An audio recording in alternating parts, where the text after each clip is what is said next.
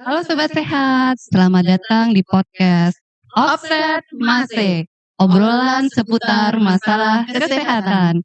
Persembahan dari Dinas Kesehatan Kabupaten Sukoharjo. Senang sekali rasanya saya Sandra Dan saya Indri. bisa kembali menemani Sobat Sehat semua dengan berbagai informasi seputar kesehatan yang pastinya nih bermanfaat banget buat kehidupan sehari-hari. Nah Sobat Sehat, untuk topik kali ini kita akan membahas salah satu masalah yang jadi trending topik di Dinas Kesehatan.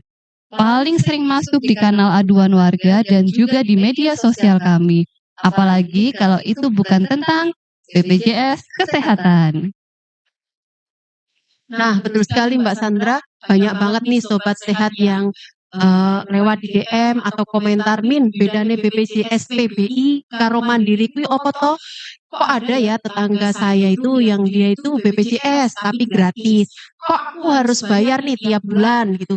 Kalau aku pengen daftar yang gratisan itu gimana ya? Tenang Mbak Indri, hari ini kita nggak bakal tebak-tebakan lagi.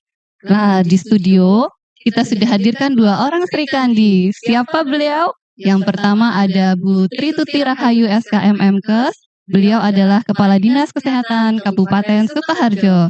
Selamat datang Bu Tuti. Selamat datang juga, salam sehat untuk semua. Dan yang kedua ada Ibu Dr. Yunia Wahdiati MSI. Beliau adalah Kepala Dinas Sosial Kabupaten Sukoharjo. Selamat datang Bu Yunia. Terima kasih Mbak Sandra dikasih kesempatan di Offset Mase. Ya. Luar biasa sekali. Terima kasih Ibu sudah kerso mampir nih di studio kami ya Bu. Kita langsung saja mulai obrolan. Mungkin yang pertama ke Ibu Kepala Dinas Kesehatan ya Bu. Seberapa penting sih Bu ini masyarakat kita itu harus punya atau wajib punya BPJS ya Bu? Sepertinya kok wajib banget gitu ya, masyarakat itu harus punya Bu. Monggo. Baik, Mbak Indri, ini luar biasa ya topik hari ini memang cukup mengena karena ini banyak masyarakat yang bertanya-tanya kepada kita. Jadi program JKN ini adalah bentuk perlindungan kesehatan untuk seluruh masyarakat Indonesia. Jadi pada prinsipnya ini adalah gotong royong. Kepastiannya ini akses agar masyarakat atau warga ini tidak sampai jatuh miskin hanya gara-gara tidak bisa berobat ya hanya karena gara-gara miskin gitu. Jadi ini memang program yang menurut kami itu betapa krusialnya di masyarakat, Mbak Indri. Oh, begitu ya Bu.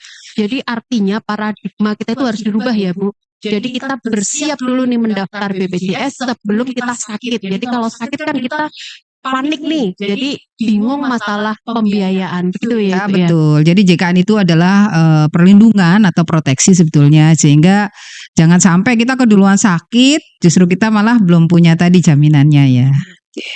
Nah, bicara soal kewajiban nih Bu, kami itu pernah mendengar bahwasannya menjadi peserta BPJS itu wajib ya hukumnya Bu. Apakah benar itu ya Bu?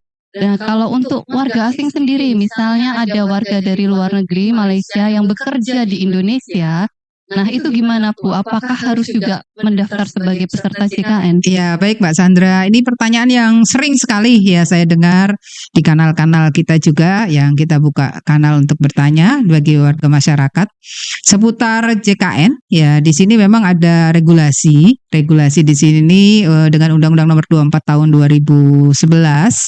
Ini ada 3 kategori utama nih di BPJS ini ya. Satu yang pertama adalah PBI. Jadi masyarakat harus paham juga PBI itu apa. Itu PBI adalah penerima bantuan iuran. Kemudian ada juga yang namanya PPU atau pekerja penerima upah ya. Kemudian berikutnya adalah PPBU atau mandiri. Ini biasa BPJS yang dibayarkan secara mandiri ini disebutnya itu. Jadi bukan penerima upah ya maksudnya ya. Itu Mbak Sandra. Ternyata banyak ya Bu jenisnya kepesertaan BPJS itu.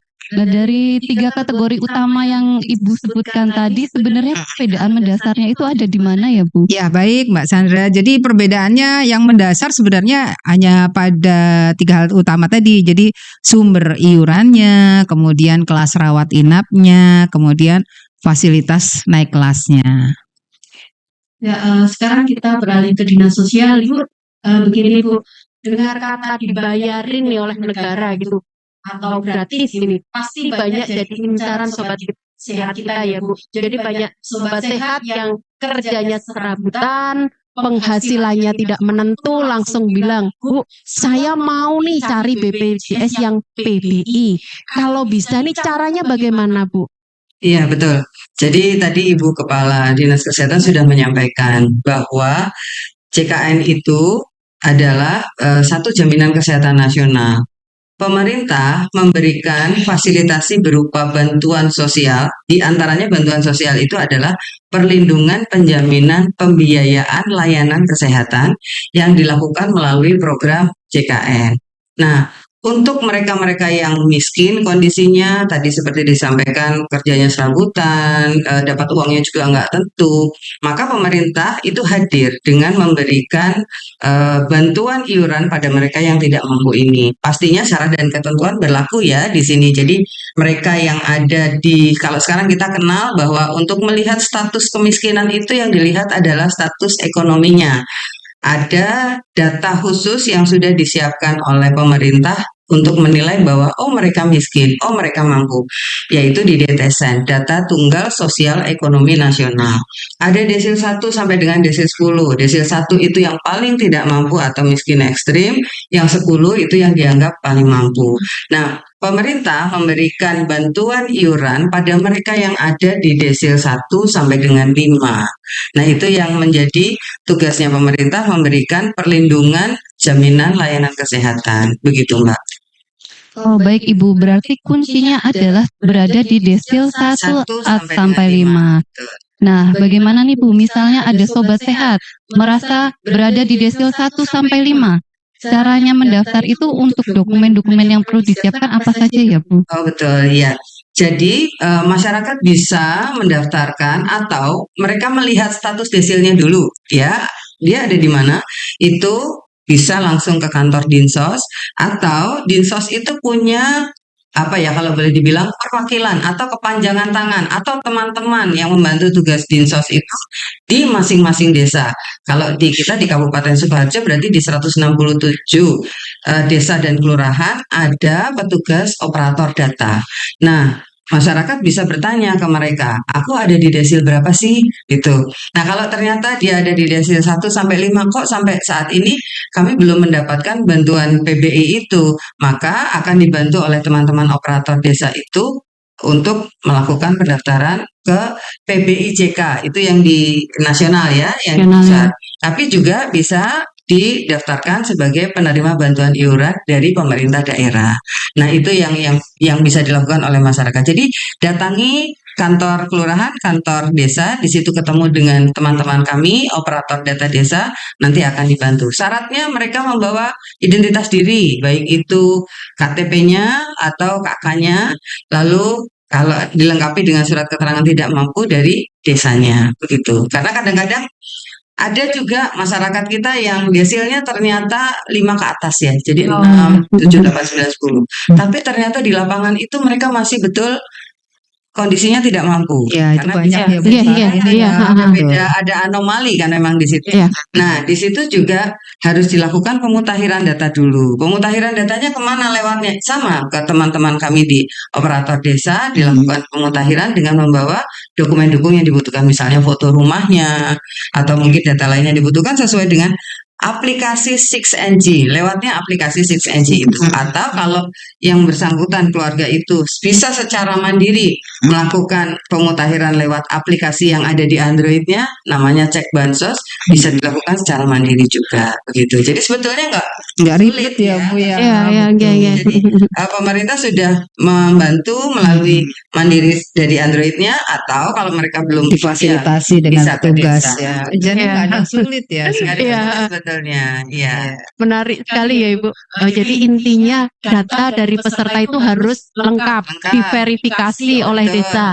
Kalau di desa nih Bu, ditemukan nih permasalahan, jadi kan banyak ya antara di KTP dengan di KK itu ada selisih 1 digit. Apakah itu bisa mempengaruhi Bu? Bisa mempengaruhi dari proses ini semua. Kalau misalnya ini berpengaruh, caranya gimana Bu? Biar kita itu bisa antara nik di KTP sama KK ini bisa match sama sesuai Ya, gitu Ibu. betul sekali bahwa sekarang apapun itu basisnya adalah identitas diri yang ada di NIK, nomor induk betul. kependudukan. Iya. Nomor induk kependudukan untuk satu orang adalah fix, ya kan? Dan itu bisa kita lihat di identitas kita. Tetapi ternyata di lapangan kejadiannya ada yang tadi ya, ada Ya, yang ada ternyata kurang gitu belum ya, Bu. padan dan Betul. Padan sebagainya. ya. Nah, biasanya itu bisa dibantu lewat beberapa hal. Jadi kalau memang dia sama sekali nicknya itu nggak sama, berarti beliau harus ke kantor di Dukcapil dulu untuk memastikan berapa sih sebetulnya identitas diri saya yang benar sesuai dengan ketentuan yang sekarang. Nah, setelah itu fix baru nanti bisa ke operator data desa, nanti akan dibantu dari 6NG-nya atau melalui BPJS, kalau dia sudah tahapannya sampai di BPJS, oleh teman-teman BPJS akan dibantu juga gitu. Oh ya, setuju Bu. Sobat Sehat tolong dicatat ya. Jadi pastikan bahwa Dukcapil itu data kita itu aman. Nah, anggaplah kalau kita itu sudah bawa KTP, KK, surat dari RT RW tadi ya Ibu yang menyatakan dari desa ya, dari desa yang menyatakan tidak mampu gitu ya.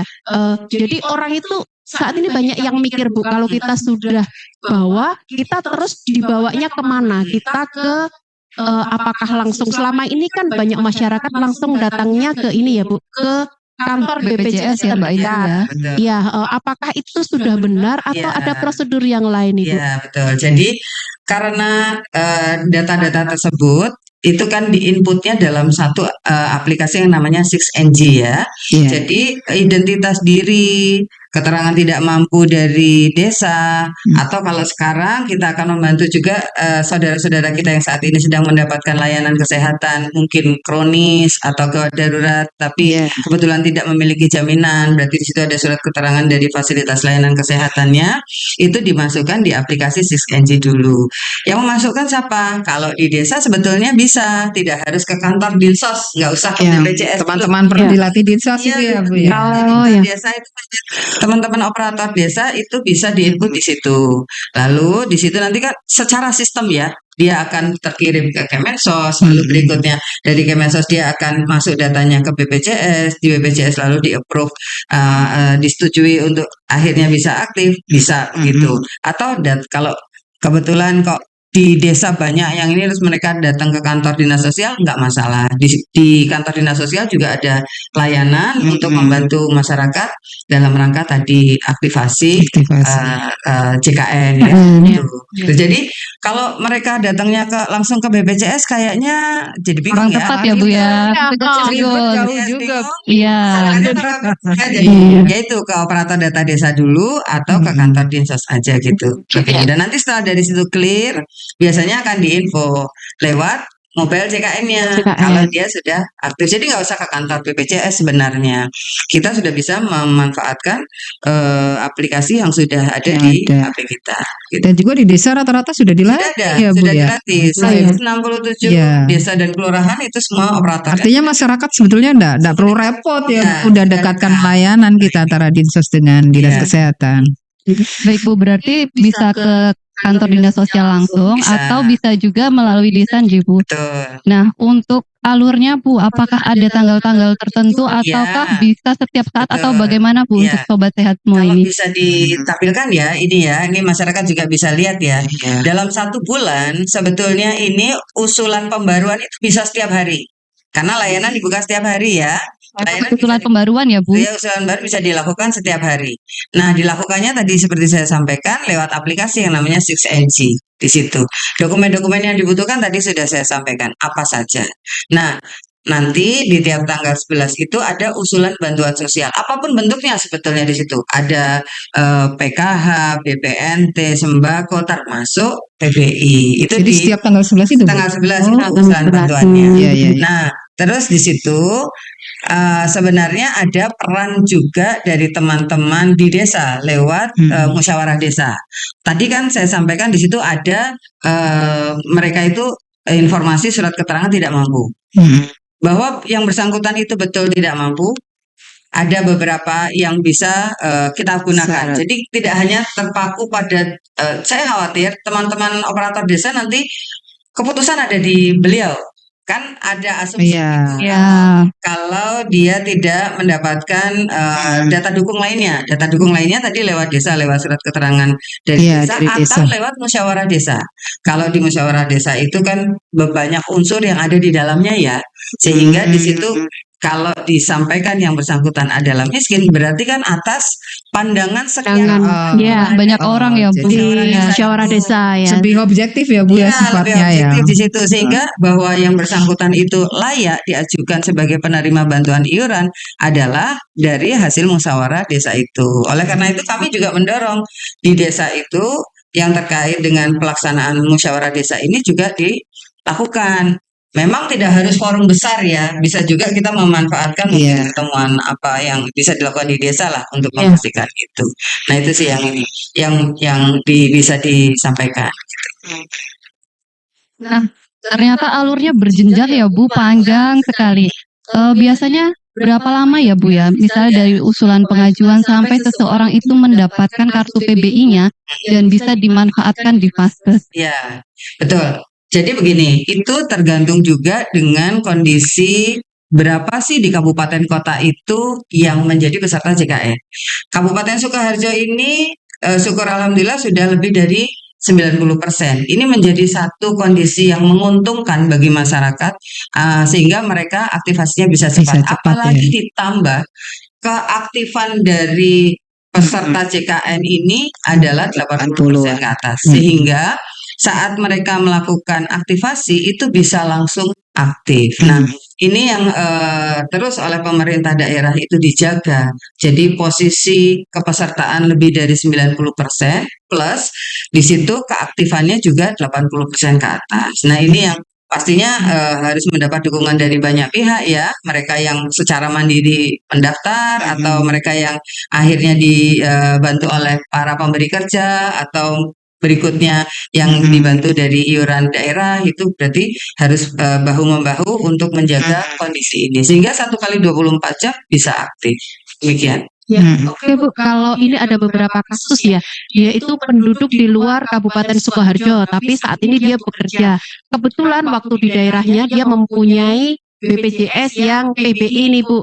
Apakah bisa ini dia berpindah ke PBI-nya itu berpindah ke Sukoharjo? Terus kalau bisa itu bagaimana caranya Bu? Ya, pastinya ini terkait dengan data diri ya, identitas diri.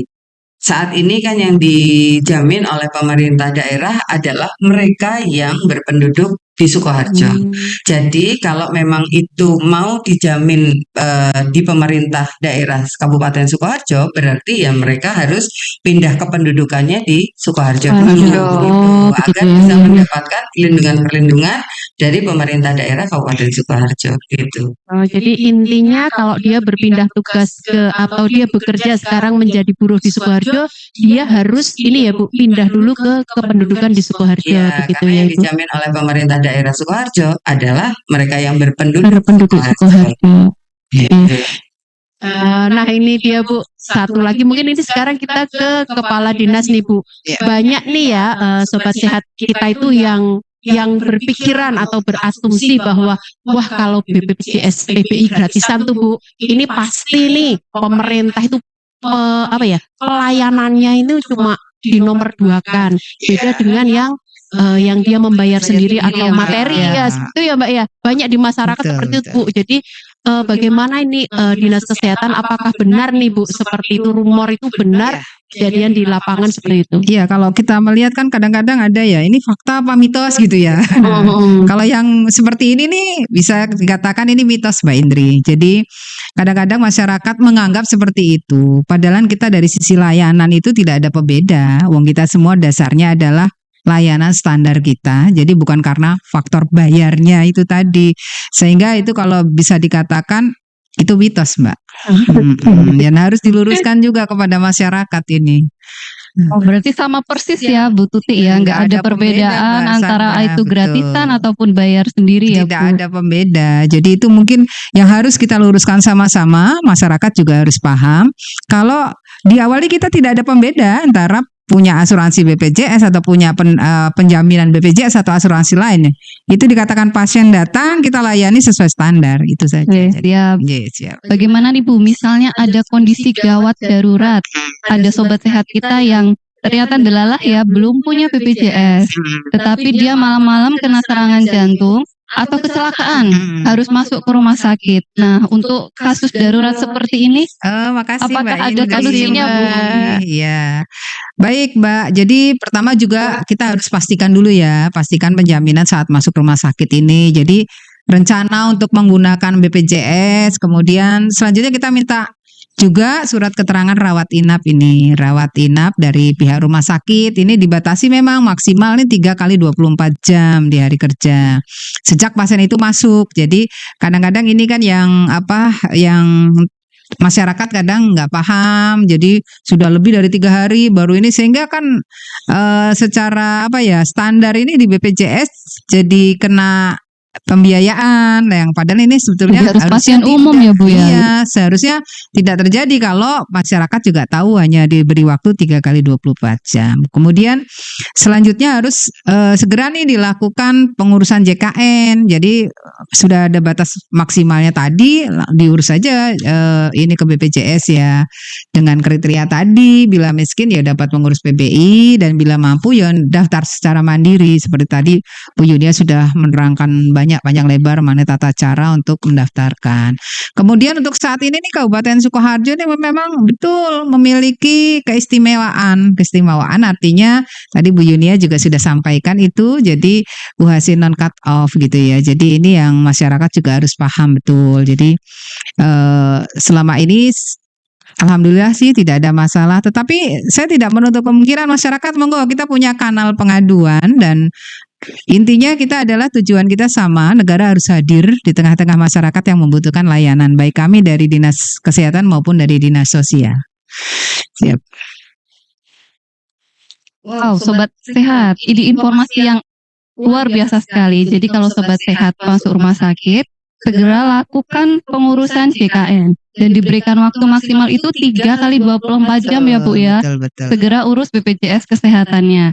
Nah, lalu ada kasus lagi nih Bu, dari sobat sehat ada pertanyaan yang masuk sering ke kami. Misalnya, Bu, bulan lalu itu BPJS gratis saya itu aktif dan bisa dipakai.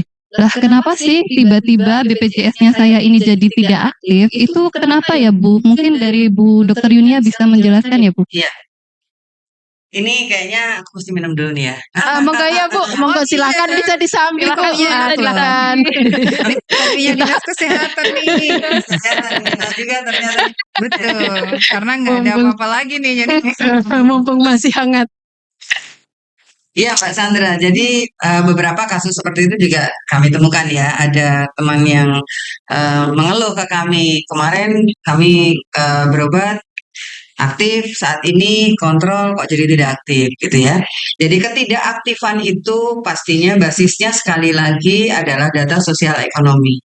Jadi kemarin pada saat diaktifkan atau pada saat aktif kondisi yang kemarin itu mereka memang saat itu ada dijaminkan. Misalnya dia sebagai PBI atau pusat ataupun kabupaten. Nah, dia menjadi tidak aktif apabila persyaratan tadi berubah. Misalnya di bulan berjalan ini kok dia misalnya ya dapat penghasilan lebih dan berikutnya atau dapat warisan atau apa kondisinya ya misalnya ya, sehingga secara sistem itu akan terbaca bahwa desil yang bersangkutan itu lebih dari 5, sehingga tiba-tiba akhirnya itu jadi nonaktif. Atau ada kondisi juga yang apabila dia kemarin sudah dilakukan reaktivasi karena sudah nonaktif yang sebelumnya, lalu dilakukan reaktivasi untuk kondisi kebutuhan layanan kesehatan yang kemarin, tapi yang bersangkutan tidak melakukan pemutakhiran, maka dalam 90 hari dia akan nonaktif ya Bu ya, otomatis. secara otomatis dari sistem ya Bu ya.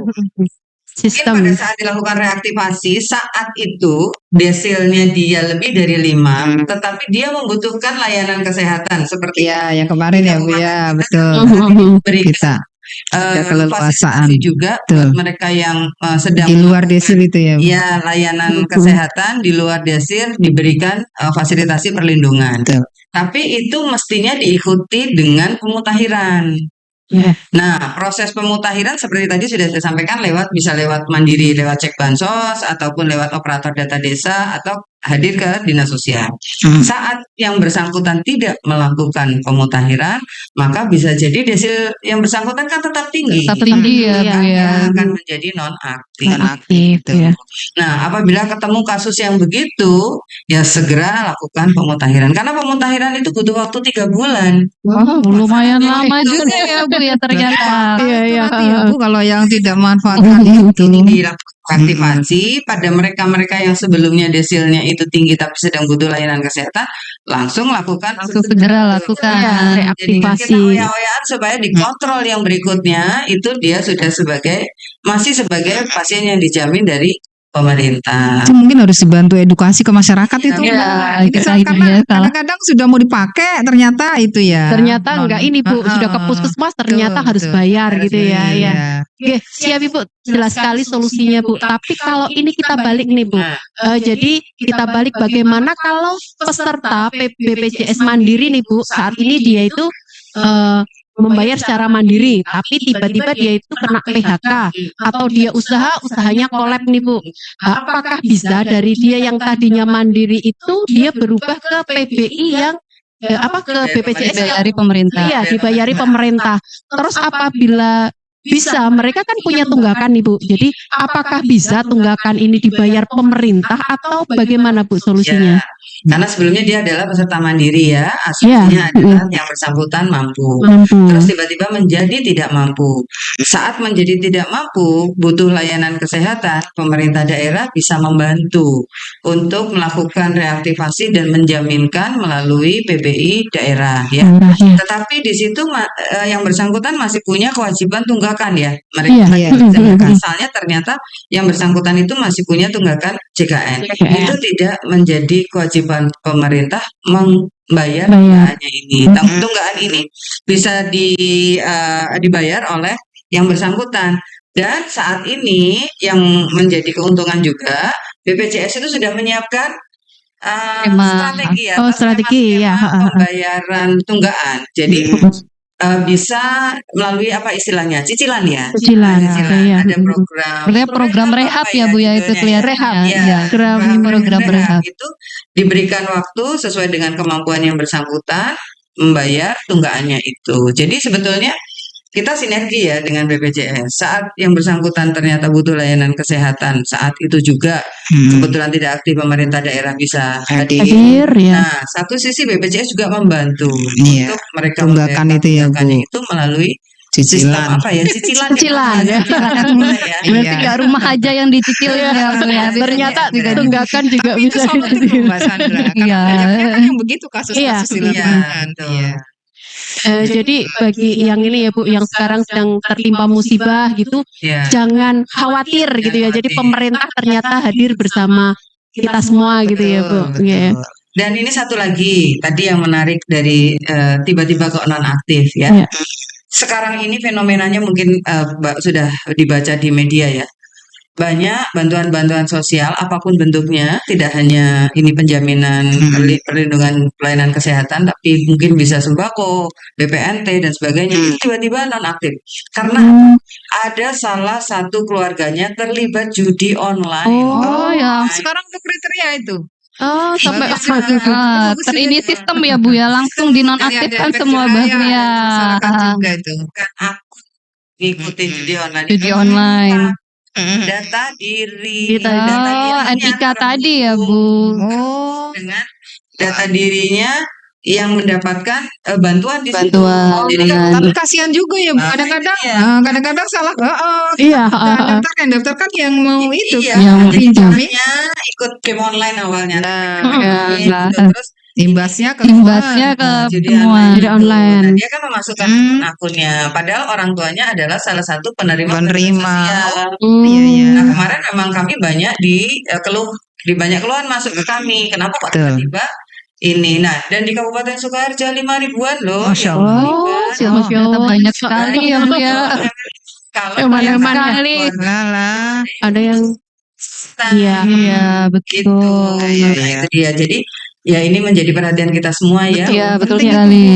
ini jangan sampai dari keluarga kita itu terlibat Hmm. judi online Hmm. gitu. Sobat sehat, untuk hati-hati ya dalam penggunaan media sosial dan juga aplikasi yang sering berseliweran di HP kita itu jangan asal klik-klik Ya, kan banyak iklan ya Bu ya. Betul. Nah, dari seluruh proses yang Ibu sampaikan tadi, ada pertanyaan yang sedikit menggelitik itu Bu. Berbiaya nggak sih Bu kalau pengurusan PBI ini gratis Nah, ini? ini dia. Seluruh proses pengurusan itu dari mulai pemutakhiran, lalu berikutnya pengusulan bantuan sosial, apapun bentuk usulannya, lalu berikutnya saat nerima nantinya, itu semua adalah tidak dipungut biaya. Alias Jadi, 100% gratis ya Bu. ya. Tuh, dicatat Sobat Sehat semua ini garis tebal gratis. tuh, Gratis ya Bu ya. Makanya ini banyak masukan juga ke kami ya. Jadi ada yang bilang kalau mohon maaf PBI-nya diaktifkan itu Bayar gitu ya? dengan bayar Ah, Tiap Oh, bulan, iya, rutin iya. tiap bulan rutin gitu ya tiap Bu. bulan atau bayar rumah sakit sekian juta-juta, lebih baik tak uruskan aja. Bayar lewat saya. Bayar. Iya. Iya. biasa calo. Tapi nanti PBI bisa aktif. Atau misalnya kadang-kadang mana santunan kematiannya tak uruskan. Nanti Anda kan dapatnya sekian juta, Iya. buat saya 100.000 boleh dong, gitu enggak boleh. Ya, sekarang nggak ada begitu-begitu. Nah, misalnya ada kejadian gitu Bu, Nah, kemana warga harus lapor Bu? betul.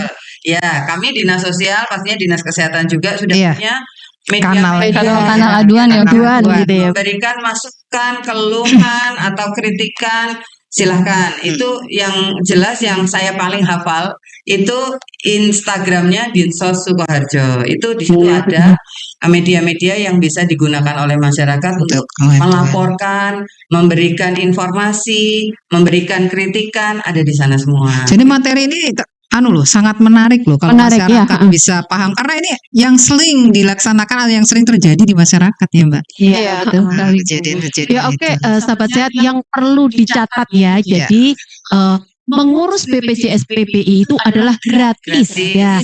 Kalau sampai dari sobat sehat nih ada yang mengalami kok dia kena pungli, jadi tadi bisa diadukan melalui Instagram Dinas Sosial Kabupaten Sukoharjo.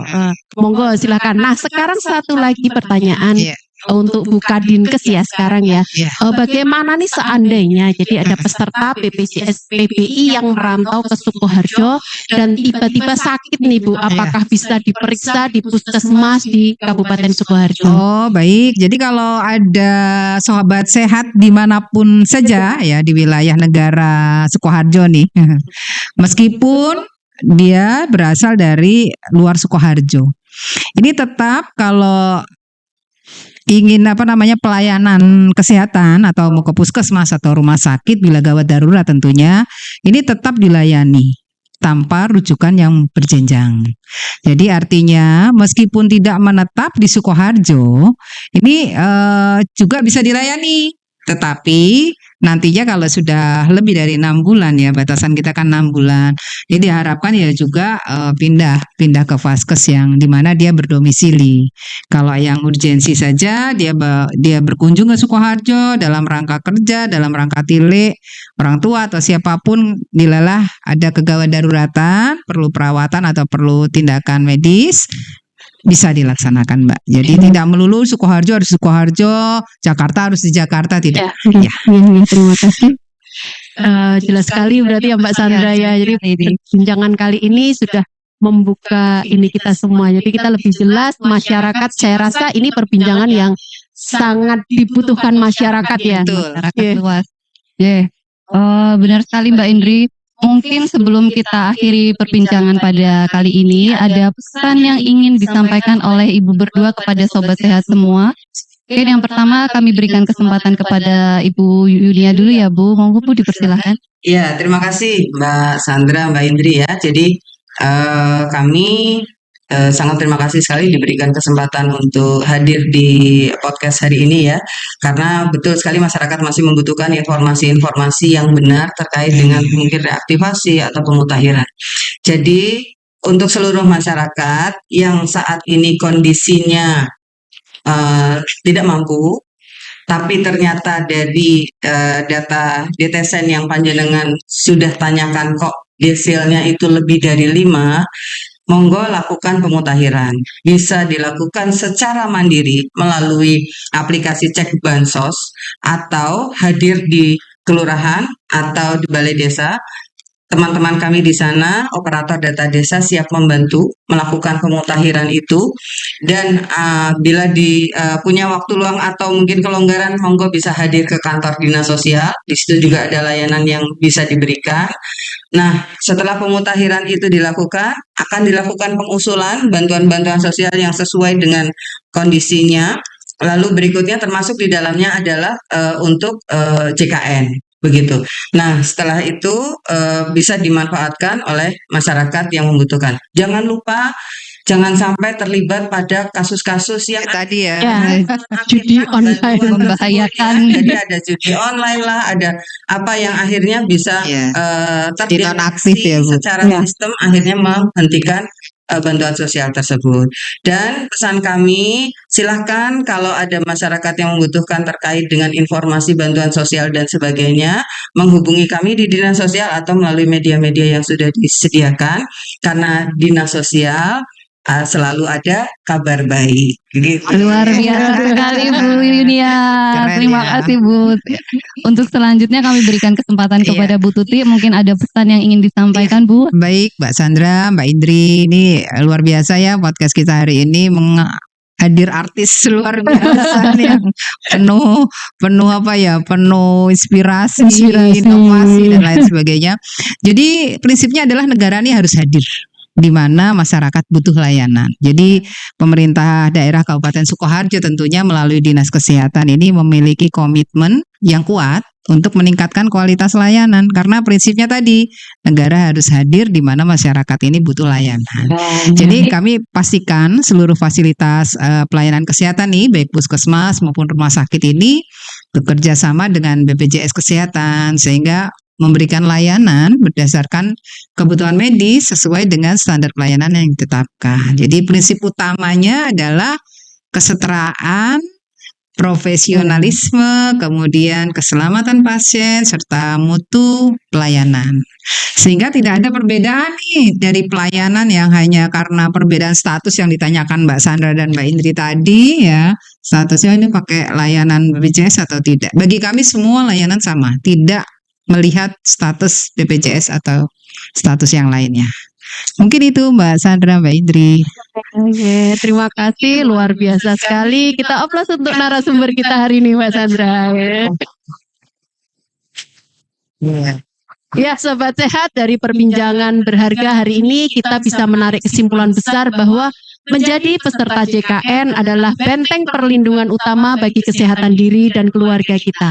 Perbedaan antara PBI dan Mandiri murni hanya soal siapa yang membayar iurannya. Sementara untuk urusan penanganan medis itu setara dan semua mempunyai hak adil sesuai kebutuhan medis dari dokter. Betul. Nah, buat Sobat Sehat semua yang masih punya pertanyaan mengganjal seputar pesertaan BPJS atau PBI di Sukoharjo, jangan ragu untuk langsung tulis pertanyaan jenengan di kolom komentar di bawah ini. Petugas kami nanti akan siap untuk membantu menjawab. Jangan lupa juga untuk klik tombol like, subscribe kanal ini, dan jangan lupa share video ini ke tetangga atau kerabat dekat jenengan. Saya Sandra Dan saya Indri, beserta seluruh kru podcast Offset Mase obrolan seputar masalah kesehatan. mengucapkan terima kasih banyak untuk kedua narasumber kita kali ini, dan kami pamit undur diri. Salam sehat bersama, salam sehat untuk kita semua. Assalamualaikum warahmatullahi wabarakatuh. Warahmatullahi wabarakatuh. Waalaikumsalam warahmatullahi wabarakatuh.